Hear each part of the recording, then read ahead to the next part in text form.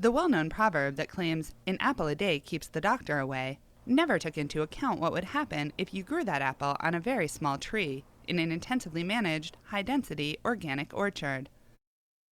For those who have been wondering, these questions and many more are being answered at the University of Vermont's Horticulture Research Center, known as the Hort Farm. And when you think of the big old trees that you see in farmhouses, those trees would take 15 years to produce a full crop. Researchers at the Hort Farm are planting a new orchard as part of the Organica project. It's a multi-state effort that was started in 2006 to assess the feasibility of growing apples organically in Vermont. The new orchard will give the UVM researchers the opportunity to test what they've learned in the past 6 years. 2 of the orchards have been in the ground for 6 years, and one's brand new this year with a whole new set of varieties that we think might be better suited to organic production based upon some of the things we've learned in the last 6 years in the other blocks. You can see this shank, this knob, pull this up about 4 to 6 inches, and that's what gives you the desired dwarfing effect to keep the trees small so you can grow them this tight together. And by keeping them small, they typically will start to fruit earlier. The apples being planted are varieties that are new to the study. All are resistant to apple scab, which is a major threat in the Northeast. These trees are also being planted closer together than in the older orchards, which could increase production significantly. We have about 800 trees on this 1 acre orchard.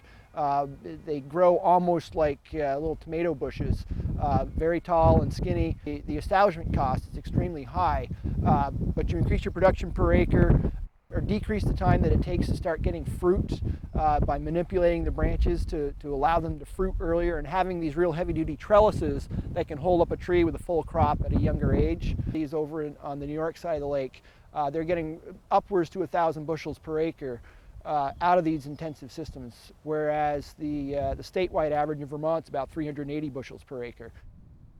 There are other advantages to growing smaller trees. You get much better light penetration into the tree. You don't have big limbs that shade out parts of the tree. So all the tree receives the full sunlight that could come in there. The apples end up being larger and redder, and you get a better return bloom every year, because that's really dependent upon the amount of sunlight that gets in there and feeds those developing buds right about this time of year. So next year's fruit buds are being made now, and this is a great day for it. The orchards planted in 2006 are producing enough fruit to start generating the all-important economic information that's the bottom line. Bradshaw says that while researchers and apple growers are eager to see the figures, there's still a lot to be learned about growing apples organically. So none of the orchards have, I would say, peaked and are ready to be pulled out, and we've learned everything, and we're ready to write the report and close the book on it. You know, everything in apples is just like any part of farming. You learn something new every year. Last year was extremely hot and dry. This year so far has been extremely wet, and we've learned a lot of things there. As with any research project, this new orchard will answer some questions while raising new ones.